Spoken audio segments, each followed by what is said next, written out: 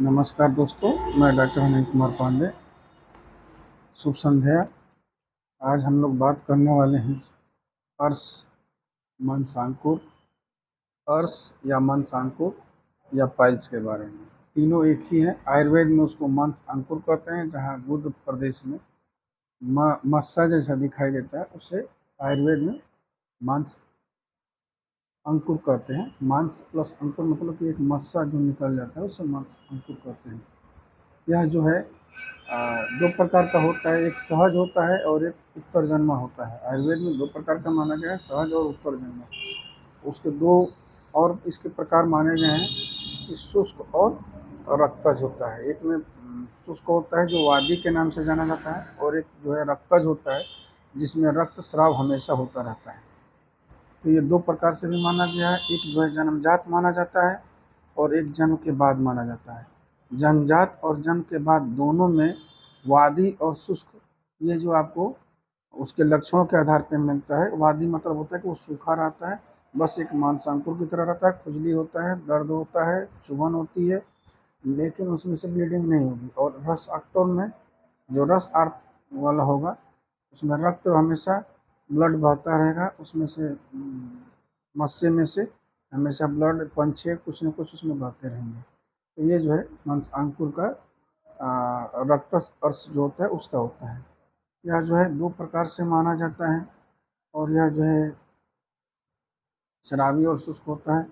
और कफ दोष के कारण ज़्यादा होता है, और शराबी जो है पित्त दोष और रक्त दोष के कारण होता है।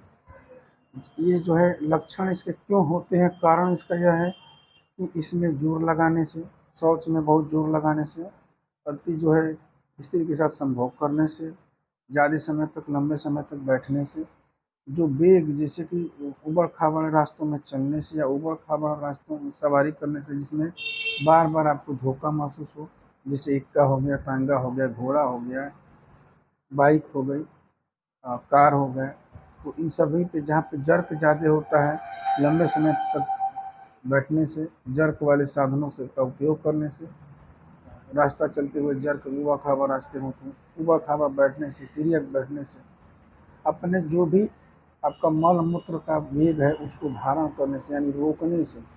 मुख्य कारण इसका यही होता है कि शौच को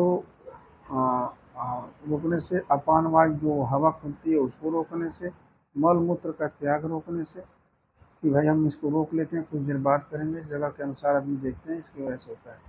और अत्यधिक स्त्री से संपर्क में आने से। अब इसमें सबसे ज़्यादा चीज़ें होती हैं, ये कितने प्रकार का होता है। इसके बाद अब इसको एक और डिफाइन किया जाता है कि 6 प्रकार का है। अभी तक तो ये माना जाता है कि उत्तर और जन्म के इस समय जन्मजात एक प्रकार ये हो गया, एक लक्षण के आधार पर ये हो गया कि उसमें वादी होता है जिसमें खुजली होती है, दर्द होता है, लेकिन रक्त का स्राव नहीं होता है। और एक स्रावी होता है जिसमें रक्त का स्राव होता है, खुजली होती है, दर्द होता है, और मांसांकुर में। अब ये तीसरा ये है कि दोषों के आधार पे ये कितने प्रकार का होता है। दोषों के आधार पे ये 6 प्रकार का माना गया है। वातज, पित्तज, कफज, संधिपातज और आपका रक्तज और द्वादज होता है। द्वादज में तीनों होते हैं, कफज वातज मिला करके, वातज पित्तज मिला करके और पित्तज कफज मिला करके, ऐसे ऐसे करके तीनों होते हैं। तो ये आयुर्वेद के अनुसार बताया गया है।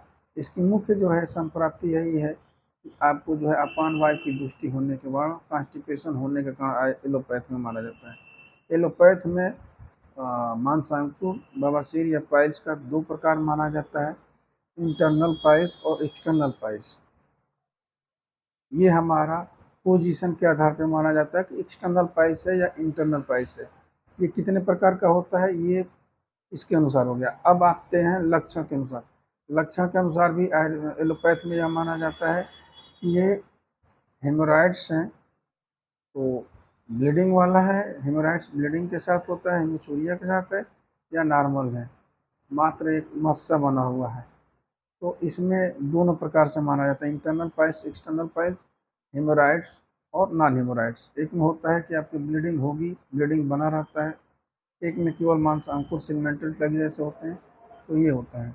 अब इसकी चिकित्सा पे आते हैं। इसकी चिकित्सा में सबसे पहले अग्नि को शम करना होता है, और हमारे जख्म जो भी बने हैं उसको दोषों को शांत करना होता है। जिस दोष की संप्राप्ति बड़ी होती है उसके शांत करना होता है। इसमें आरोग्यवर्धनी, अर्शोघनवटी, अभयावटी, चित्रकादिवटी, पुनर्वा मंडूर, त्रिफला गुगुल और आपका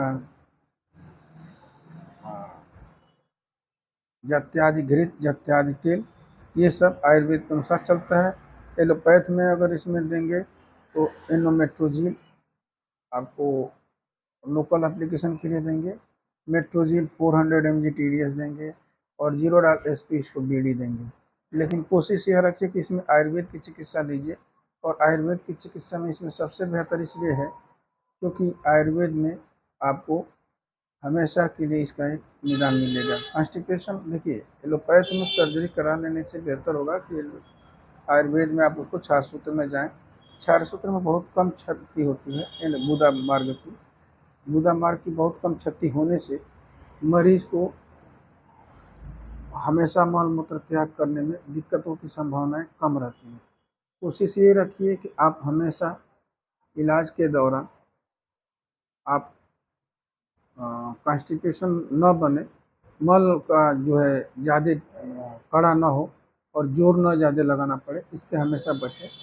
पानी लें, फाइबर्स वाली चीज़ों का सेवन करें, अमरूद, सेब, पपीता, आपको खीरा और नेनुआ, तरोई, आलू, इन सब सब्जियों का प्रयोग करें। तेल मसाले का प्रयोग बिल्कुल ना करें, गुनगुने पानी को रखें और गर्म पानी ज़्यादा सुबह और शाम पिया करें। थोड़ा सा टहलने का कोशिश करें कि सुबह शाम 1 किलोमीटर 2 किलोमीटर टहलने का कोशिश करें। थोड़ा एक्सरसाइज करें, एब्डामेन की एक्सरसाइज भी करें ताकि एब्डामेन की मसल जो है कांस्टेंट बनी रहे। यही सब इसमें बचाव रखना है।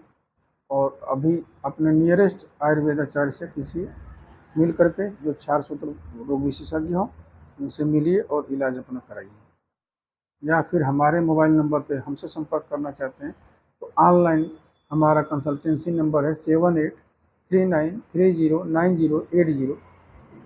मैं रुस्तमपुर गोरखपुर में बैठता हूँ, भव्या मैरिज हॉल के पास। आप आकर के 10 से 8 के बीच में कभी भी मिल सकते हैं, सुबह 10 बजे से 8 के बीच में।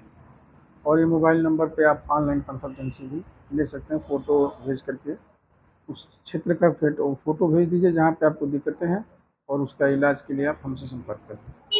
अगर आपके जानने में कोई ऐसा हो, मित्र हो, तो आप उसको ये सुझाव दीजिए कि आप हमारे यहाँ आकर के संपर्क करें, इलाज कराएं और अपने जो है जीवन में दुख रोग है उसको दूर करें। जय हिंद। आप सभी दोस्तों को नमस्कार।